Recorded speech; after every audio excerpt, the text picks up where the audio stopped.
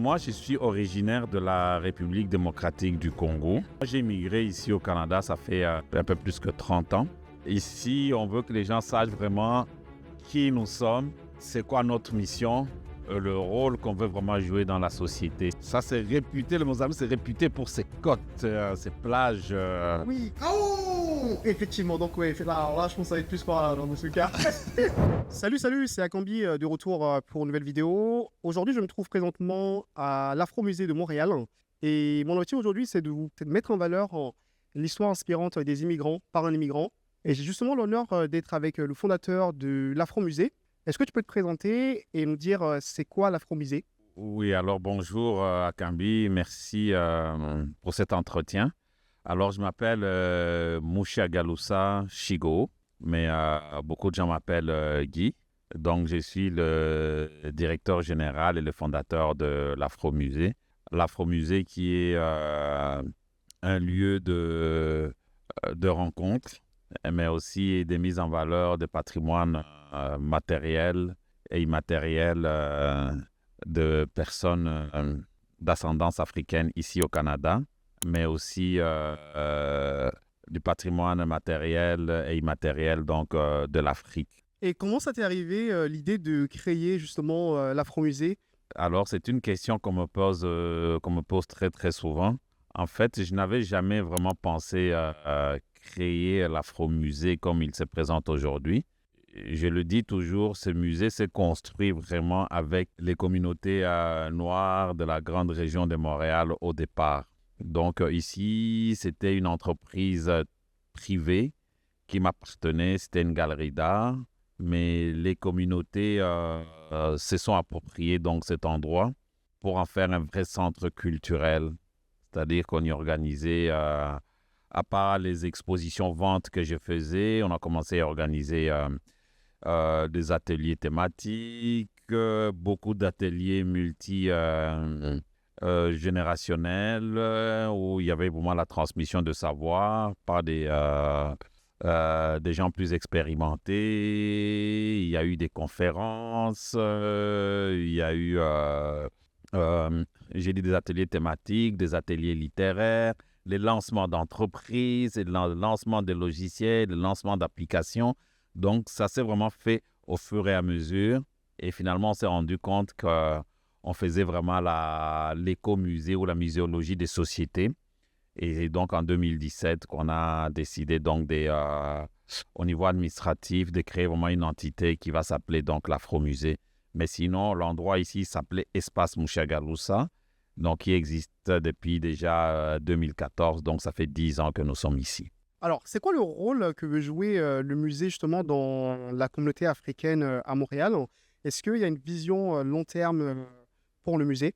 Mais en fait, le musée ici maintenant, disons, au niveau de la vision, c'est vraiment un centre à la fois de recherche, mais de conservation aussi, et bien entendu des diffusions. Donc, on a des collections qu'on garde et qu'on conserve, qu'on entretient. On travaille beaucoup avec des chercheurs, des universitaires. On travaille avec le Centre d'histoire orale de l'Université Concordia. La vision, donc, dans la vision, il y a donc la recherche, la conservation, la diffusion. Et évidemment, tout ça, ça fait donc partie donc, de la promotion. Donc, on veut promouvoir ce savoir. Je suis très impressionné et admiratif de l'endroit. C'est quoi les challenges que tu as rencontrés justement dans la mise en place de ce musée? Les challenges, je pense que c'est les challenges que nous avons, c'est des challenges que la plupart, disons, d'organismes communautaires, parce qu'avant tout, on est un organisme communautaire. Et les challenges, c'est souvent d'ordre financier, mais aussi, je peux dire, d'ordre aussi éditorial. Ce n'est pas toujours facile de faire comprendre aux gens que c'est important.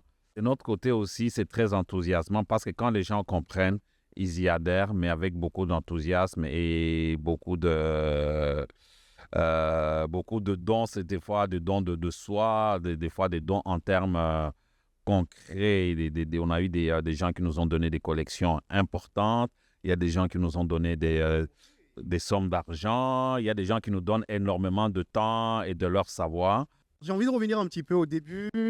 Alors, est-ce que tu viens et pourquoi tu as émigré au Canada? Moi, je suis originaire de la République démocratique du Congo. Moi, j'ai immigré ici au Canada, ça fait un peu plus que 30 ans. Et c'était pour des raisons économiques.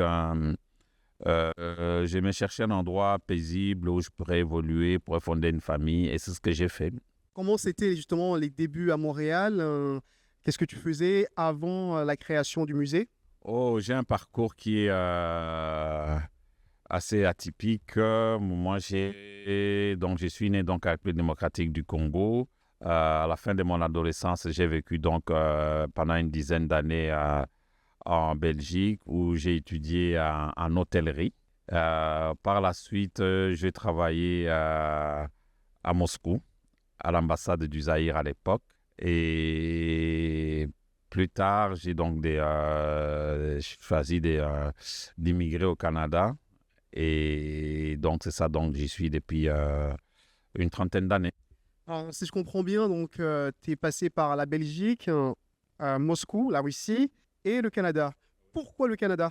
Parce que quand j'ai travaillé à Moscou, j'ai eu la chance, disons, en tout cas, le hasard n'existe pas comme de certains. J'ai fait connaissance avec des Québécois qui travaillaient là-bas. Et puis, bon, je me suis rendu compte que j'avais aussi quelques amis ici d'enfance d'origine congolaise qui étaient ici. Et donc, c'est en discutant avec mes amis québécois à l'époque que l'idée m'est venue. Et c'est à ce moment-là que j'ai pris la décision, après avoir vécu 3 ans à Moscou, de regarder d'autres horizons. Et le Québec principalement, ou le Canada en général, c'était, je dirais, c'était offert à moi. Et je me suis dit, voilà, c'est le temps de changer d'air et je ne le regrette pas du tout. J'ai également entendu que le musée, c'est un lieu de rencontre culturelle. Et c'est quoi les événements, c'est quoi les activités qui sont organisées au musée? Mais ici, on essaie vraiment d'encourager que les gens viennent se rencontrer à travers des activités que nous faisons, mais pour qu'ils se connaissent aussi. Et toujours autour de la thématique des patrimoines africains, donc de l'art sous toutes ses formes. On a les arts traditionnels d'Afrique, on a de l'art contemporain, on a... on parle beaucoup aussi du patrimoine immatériel, comme les recettes de cuisine, comme les contes, les légendes, etc. Donc, c'est amener un petit peu les gens dans le monde africain, mais de façon très conviviale et très, très simple. Est-ce que du coup, il y a des artistes qui viennent au musée? Oui, bien sûr. Actuellement, on a une exposition d'un jeune artiste québécois, mais d'origine ivoirienne, G. Donc, c'est un artiste en art contemporain. On peut voir toutes ses œuvres actuellement ici. Donc, ça, c'est... Mais sinon, on a le collectif Mike Top qui fait micro ouvert. Ça, c'est vraiment une pépinière. Vous pouvez rencontrer des artistes. Vraiment, c'est de l'art, de la parole. Et tout s'est fait très souvent de façon a cappella, donc avec très peu d'instruments. Donc, il y a le chant, il y a le slam, le rap, le conte, etc. On a eu le festival Afropolitain Nomade, qui est un festival qui est né à Montréal, mais qui fait le tour des grandes villes africaines. Et ils étaient ici, c'était leur quartier général ici au mois de fin mai, début juin. On travaille avec le festival Haïti en folie, avec le festival du film Black, avec Vue d'Afrique aussi. Est-ce que c'est possible de nous faire un petit tour du musée? Bien sûr, mais on va commencer par là où on est. Donc ici, on est dans la salle multifonctionnelle de l'Afro-Musée. Donc c'est une salle où il y a énormément d'activités qui se passent. Donc on a une scène, on fait donc des spectacles, des conférences, des ateliers, etc. Et ici, je peux vous montrer déjà le slogan de l'Afro-Musée. C'est que on veut faire passer comme message, c'est-à-dire parler de notre propre voix. Donc, c'est la voix des Africains et des Afro-descendants au Canada. Parce que souvent, quand on parle de notre patrimoine, c'est souvent par le prisme d'autres personnes, mais ici, c'est nous-mêmes qui parlons, disons, de ce patrimoine, de nos patrimoines, en fait, de façon directe, sans filtre. Voilà. Ça, c'est l'espace événementiel, du coup. Oui, c'est ici qu'il y a les événements. Alors actuellement, on présente un artiste en art contemporain qui s'appelle G. Il est très jeune, mais là, quand même, un langage pictural très intéressant. Donc, c'est lui qui a une exposition ici. Évidemment, nos expositions en art contemporain sont toujours, ils ne sont pas nécessairement isolés des arts traditionnels. Donc, il y a toujours comme un dialogue entre ce qui se fait aujourd'hui et les arts traditionnels. Donc, on peut voir ça, c'est un tambour ancien qui vient du Congo. Ça, c'est un kalao qui vient de la Côte d'Ivoire, de peuple sénoufo. À côté, il y a des masques Kuba. Et je pense qu'il y a quand même un beau dialogue entre ces deux langages artistiques, quoi, ce qui est très, très contemporain, donc l'art de G. Quoi, justement, les pays qui sont représentés au musée? On va faire le tour tout à l'heure, mais on ne peut pas représenter les 54 pays, mais quand même, c'est quand même assez varié. Il y a des œuvres autant de l'Afrique centrale, l'Afrique de l'Est, l'Afrique de l'Ouest, l'Afrique australe, etc. Voilà. Mais ici, vous voyez, c'est ça le multifonctionnel. On peut voir, on a un bar ici, évidemment. Bon, on a des tables, des chaises, justement. Bon, quand il y a des événements, les gens peuvent s'asseoir. Ici, on veut que les gens sachent vraiment qui nous sommes, c'est quoi notre mission, le rôle qu'on veut vraiment jouer dans la société. C'est important de pouvoir l'écrire, que les gens comprennent vraiment qui est-ce qu'on est, c'est quoi notre mission. Mission, ça traduit un peu la vision. Le rôle social, c'est ce que nous voulons être dans la société. Moi, il y a un jeu ici, tu peux t'essayer la carte d'Afrique. Tu testes tes connaissances. On a ici une version moderne de la déesse Nimba de la Guinée. Voilà, est-ce que tu veux tester? Alors, comment ça fonctionne? Mais il y a les pays et puis tu essayes Il faut essayer de trouver, voilà. les pays. Bon, on va prendre 3 au hasard. On va voir. Sûr. 1, 2. Alors, 2. Non, on commence par 3. Ouais, 3. Bon, tu places ces 3-là si tu es. J'ai pas pris les plus simples, hein. Bon, tu as le Burundi, la Mozambique et le Sierra Leone. J'aurais dû choisir les pays d'Afrique de l'Ouest, ça aurait été plus simple. Mozambique, je crois que c'est au-dessus de l'Afrique du Sud. Ça, c'est réputé, le Mozambique, c'est réputé pour ses côtes, ses plages. Oui, oh, effectivement, donc oui, là, je pense que ça va être plus par là, dans ce cas. Bon, un petit indice, oui, voilà. Et là, le Sierra Leone. Sierra Leone et le Libéria, ils ont une histoire entre le Canada et l'Angleterre. C'est 2 pays d'Afrique de l'Ouest. Sierra Leone, donc, c'est dans ce coin ici. En Afrique de l'Ouest, c'est juste à côté. Tu es proche. Oh, c'est en haut alors. Oh non, là, ça c'est la Guinée. Bon, continue. Bon, bien essayé quand même. Sinon. Bon, voilà, c'est ça. Bon, tu as des devoirs à faire maintenant, non? Effectivement. Bon, ici, c'est toujours l'exposition de G.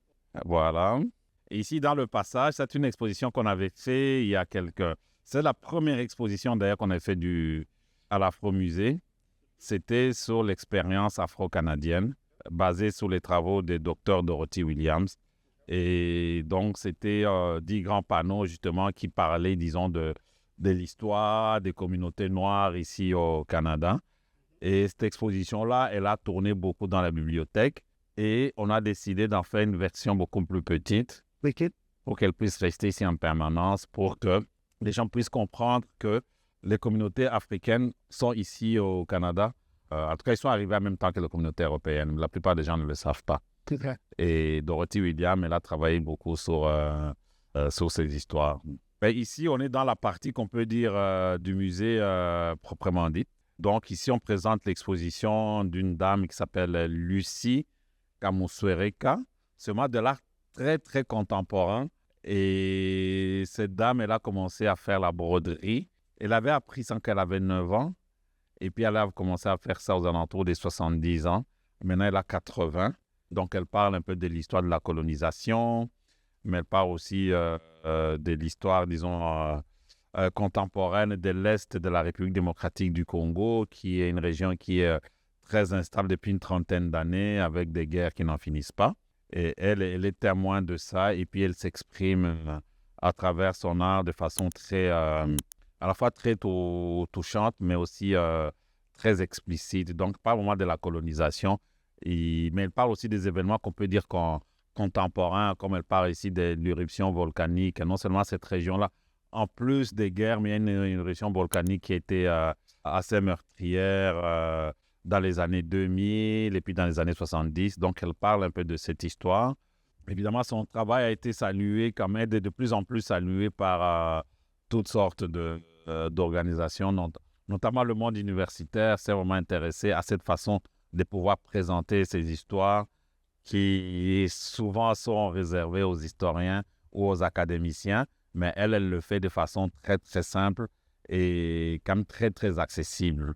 Et puis, elle n'a pas peur aussi de dire ses opinions, comme sur ce tableau ici, non à la corruption.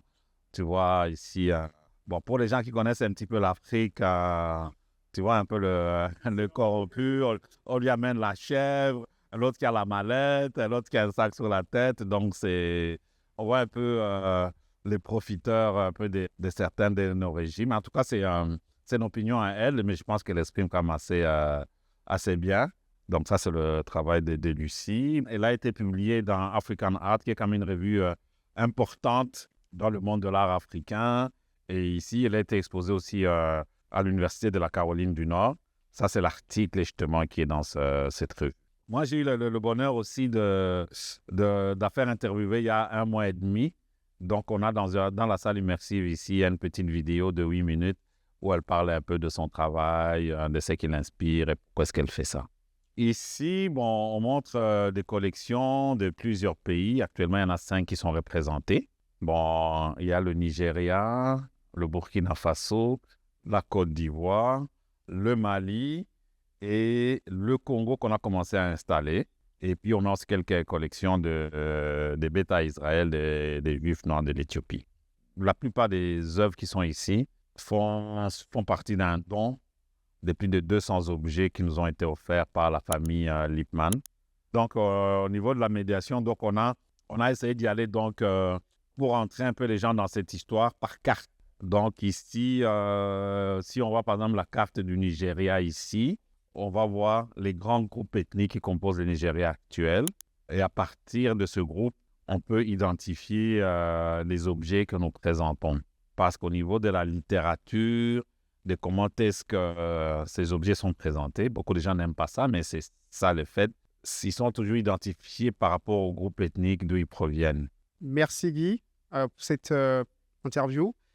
J'espère que ça vous a inspiré et que vous avez eu envie du coup de venir visiter le musée. Sur ce, je vous dis à la prochaine. Allez, ciao, ciao.